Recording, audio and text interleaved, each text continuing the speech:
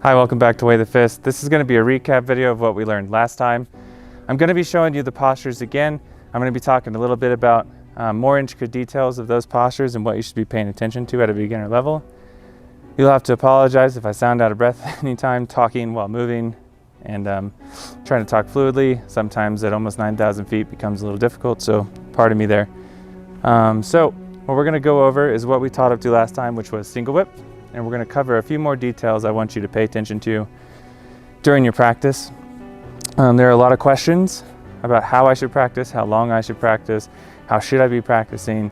And at the beginner level, you should be practicing in 2 different sets during the day. You should be practicing for about 35 to 40 minutes in the day, in the beginning of the day, and 35 to 40 minutes at the end of the day. Don't really exceed an hour and a half. Try to stay right about there because it might get a little much. And then if you practice at those intervals, at those times of days consistently, by the time you get to the end of the first section, you should be practicing about 2 hours a day. One section of the first section should take anywhere from 6 to 8 minutes because the whole form, all 3 sections, takes about 17 to 20 minutes if you're doing it at the right speed. So those are some considerations for speed and timing. In the beginning, since you've only learned up to single whip, I mean, honestly, you can just practice single whip for 45-minute intervals. I practiced it almost exclusively up to that posture for about 8 years, even though I knew a lot of the rest, just because I really wanted to catch the meaning and apply the theories correctly to the postures. So the thing about Tai Chi is the postures are more of a guide for you to help catch the feeling of how to apply the theories.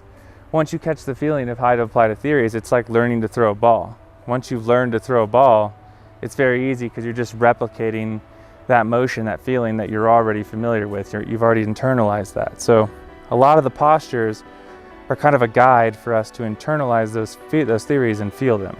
And so as we progress through the different aspects of this training program, you're in the beginner's first section now, there'll be an intermediate and an advanced first section class.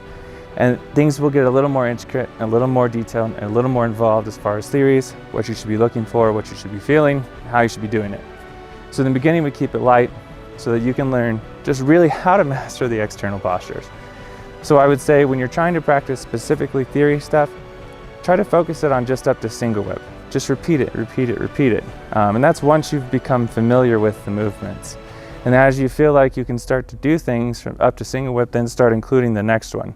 You practice the new movements to become familiar with them and to remember them. But if you limit how many theories you use in the beginning and how many postures you use them on, and you can rotate between the theories you're trying to practice, I would go for one in the beginning, like just focus on body straight. Then just focus on use the waist to lead the movement. And if you can do that consistently and keep it to like one at a time for the foreseeable future and in the beginning, it'll help you digest it a lot more and it'll help you improve in probably the quickest way possible. Because the closer you come to being able to do the theories correctly, the closer you're going to come to feeling it. And once you feel it, you kind of have it. Seems like the sun's coming out now a little bit, so let's get started. I just wanted to tell you a little bit more about how you should be practicing, what you should expect. And one more thing actually before we go into the postures, is you should be practicing with intent. You're not just moving arbitrarily. Every movement should be under your control and your decision. There shouldn't be no extraneous movement from something other than what you told your body to do or what you are supposed to do. That's why we pay close attention when we're doing the posture. If our alignment isn't off, if our elbow's bent, or if we go too high or we go too low, we start over. And we rinse and repeat. You don't want to build up bad habits of doing a posture wrong. So a lot of what you're going to focus on is actually being attentively aware of your practice. Oh, I went too high. I'm going out. Oh, now I'm too low because I'm not at shoulder height. And paying attention to your spiritual control. And spiritual control, I just mean the ability to do exactly what you're supposed to do in each posture, whether it's being shoulder height, whether it's keeping your fingertips out or pressing like a spear going out. All of those things are important. If you're not paying attention to them to the point where you've completely internalized them, you're doing it wrong. There's no automatic practice in Tai Chi. You should be intentfully aware in each practice, in each movement, and everything you do in Tai Chi, because that's really the practice. The external movements are just the helper. The practice is the control over the intent, making sure that you do exactly what you intended from beginning to end through control of the way you feel, your mind, your body, and it starts by mechanics. That's why we learn mechanics in the beginning. And so what I'm gonna teach you here, recapping the first postures, is just really the mechanics of what you should be focusing on. Later on, we'll get into more advanced intricacies of how the theories should be and how it should feel in each posture. But really, I want you to focus on mechanics, learn the directions. Tai Chi, the way I would describe it is it works in directions. If I start this way and I'm going left and right have to be clear. When your toes pointing to the right, it has to be straight into the same direction. When your toes pointing to the left, it has to be that way. So we'll go over that here when we start in a second, but I just want you to understand that's how you practice. It's with intent, it's with methodical nature. I'm going to practice this theory and these postures, and you do it until you can get it right, or right in your mind, and then proceed to the next. Don't just try to do it all, learn it all from the beginning. Write down, take notes, comment on the video, message me directly with your questions, I'll help you. One thing my teacher had us do was write down all the questions we had during our practice. We could bring it up to him and he would help answer and guide us and direct us, and at least go in the right direction. So as I did in the last videos, I'm not going to do multi-directions for recapping this beginning. This video would be too long, it's already pretty long. So I'm going to show you, tell you what to pay attention to, and then we're going to get into the next set of postures. And that's going to be 3 or 4 postures. Again, it's going to be in 3 or 4 segments on purpose because I don't want to give too much too quickly. I want you to focus and get them right. And then we'll have another recap video at the end of that, and we'll continue from there. And every couple weeks we'll release some more postures. We plan on doing some push hands videos coming up, so check those out when they come out here in a couple days. Just when we get a chance to film. We're also trying to time it, you know, with the yellow leaves on the trees, so it'll look cool. But yeah, check those out when you get a chance. We're going to be teaching some basic Peng Li Jian, single hand push hands, and then we'll probably show some applications of Zhen, which we'll talk about here in another video.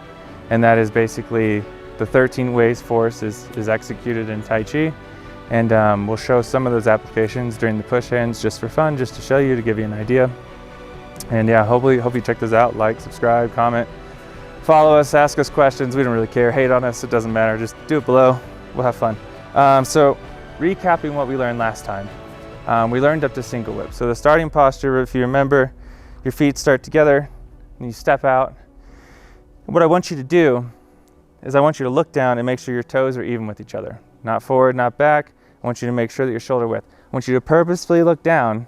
You're not supposed to tilt your head, but in the beginning, I want you to look down and confirm that you're right. The next part of the opening posture is you raise your hands. From the moment you start raising your hands, you have to have the intention of reaching for a wall. You don't want to raise your hands like this because the intention is here and going up.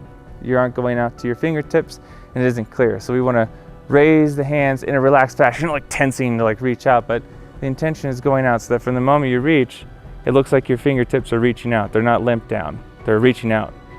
When you come up, you want to make sure that your shoulder height, you're not below, you're not above. When you go back, you want to make sure that your arms are parallel to the ground and you have the intention of elbowing some dude behind you. When you push down, you want to make sure your knees don't exceed the toes. The knees should never exceed the toes. And you also want to sit down to the point where you're not leaning. The minute you have to lean, you went too far. We have this concept in Tai Chi, neither over nor under. You'll progressively get there. But in the beginning, so if you go out, go back, you go down, you make sure to go down to your limit, to where your body can stay straight, your knees don't go past your toes, you can sit down and your hands are over your knees. You want to push down the minute you go down. So when I sit, I'm pushing, not just letting my hands go down, I'm pushing down like you're hitting something below you, like, wah, you know, you're pushing down. So you elbow someone, you push down, push. I want to see the push. So you go out, back, push. The next posture is your whole body turns while this knee stays straight, turns at the same time to 45 degrees. At the same time you turn to 45 degrees, you shifted all of your weight over this leg. All of it, not 70-30, 100%. If you do that, and your center is 100% of this leg, you can easily pick up this leg, and your head doesn't move. You don't lean left and right because your center, everything is already sitting over this leg, like you're already standing on it, like sitting on a chair. So in the beginning, we step out, we look down, go out, come back, we push down, we turn everything at the same time and shift our weight. Now when we step out, we look down, we step out, we put your heel down first and then your toe. One thing I want you to pay attention to is don't go right, don't go left. Go straight out, put your heel down first, then your toe. Once that's happened, make it clear. This hand comes up, and at the same time this right hand is circling and like punching back, but it ends with the toes and hands in line with each other. You'll see that. So we're here, this comes up. So this has the intention going back, but it ends the same. See that my toes and my hand are pointing the same direction. It's basically over my knee. This shoulder height going in a circle, forming a ball. It's over my knee, my shoulders and elbow are in a line. My elbow and knee is in alignment. My weight's all over my front. This hand is in line with the toes. Next part is you turn both hands at the same time. As you can see, when I turn left, they don't separate, they don't move, but it looks like they're holding something between them. So from the moment you turn, you're holding a ball. And at the same time you're going to the left, you're also going down.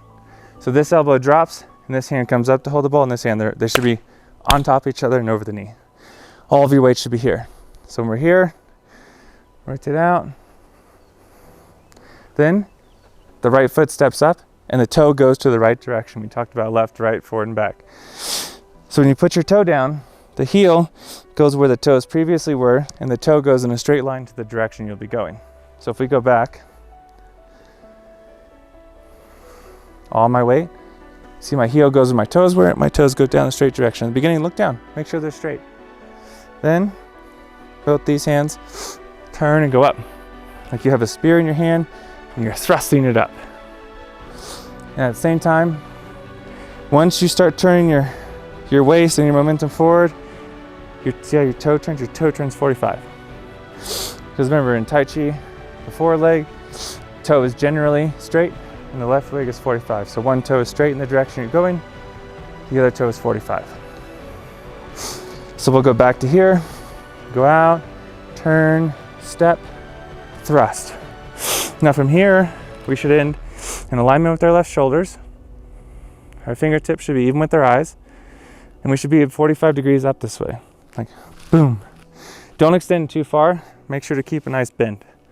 Then, the next part is we turn our waist and turn our hands over.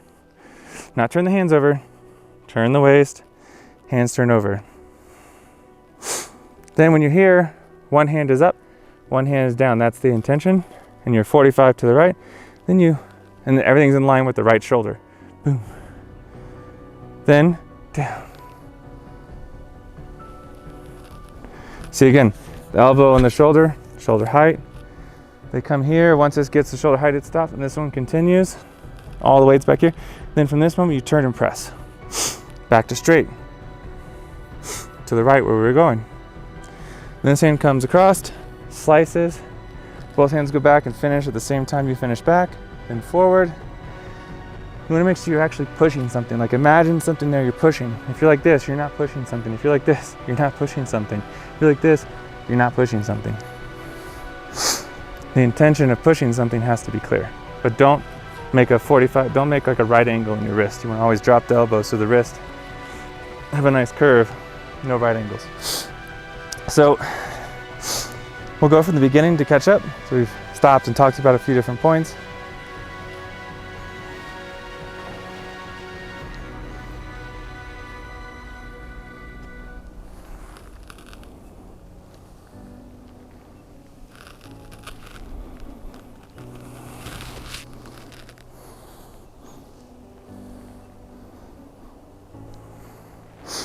Then for this one, when we turn, it's a slight scoop and pluck. So we'll do it again. From on, circle rotates down and you're going out again, like in the beginning. Then you slice, like your hands are slicing through the air. You see when they turn at the same time. They're not like separating horizontally from each other. So it's my waist that's turning them. You'll also notice my toe turns. So your toe is going to turn to 90 degrees this way. So if you're pointing this way, your toe turns 90 degrees this way as you turn to the back. So when we're on, my toe turns 90 and I go to the back. Now when I come back, this hand scoops, this hand slices, this hand plucks. The elbow wants to be down, pluck is down, hand is like this, not like this, not like this, like this. Then you step. Beginning, look down. Make sure that you're making a nice shoulder width step, your big step length, hips and waist stay to the back. Then as you come around and rotate your hand, the toe rotates to 45. So when you finish, your elbow near in alignment with each other, your wrist is like a palm, the elbow is bent, the wrist is doesn't have a right angle, the shoulder is in line with the hips, this elbow is in line with the knee, this hand's in line with the foot, in line with the shoulder, facing the left direction because we were right. That's a recap up to single whip. I want you to pay attention to what I was talking about, turning the toes and keeping the hands the same distance apart and looking down. I also want you to purposefully separate each posture when you're doing it. Don't try to chain them together. Each part of each posture. So step out, stop and look. Oh shit, adjust. Hands go out, stop, assess. Hands go back, stop, assess. Hands push down, stop, assess. Turn, stop, assess. Step out, turn, stop, assess. Holding the ball, stop, assess. Stop, assess. Stop, assess. Stop, assess. Each point, make sure that you're paying attention and getting each position, each timing, each focus. There's no separation in the hands. Make sure my steps are right. Make sure all of that's correct before you proceed to the next posture. If you don't get it correct, stop and start over. Like again, I only practiced up till single whip for the 7 or 8 years. I did practice the other postures, but I would practice them enough just to remember them. And then I would practice all the postures up to what I'm showing you now, and I would try to apply different theories and try to master each of the theories individually and write questions I had down from my teacher based on each posture. There was no need to go past because the postures in Tai Chi are more but a guide. They're just a way for you to catch an intention, catch a feeling that you're trying to learn, how to control your movements through your mind instead of moving your individual parts individually. You're learning to coordinate everything as a single intention in a circular reciprocal manner. And so learning that takes a feeling like throwing a ball. Throw a ball one time, looks like crap. Throw a ball a couple more times, starts to get better. And then eventually, through internalizing how to throw a ball, I learned to throw a ball really well. Tai Chi is the same way. Through practicing the individual theories one by one, eventually you'll learn to combine them together and do the feeling as one, just like when you try to practice to throw a ball. It just takes steps. That's it for now. Comment, subscribe below, and we'll get into the next postures.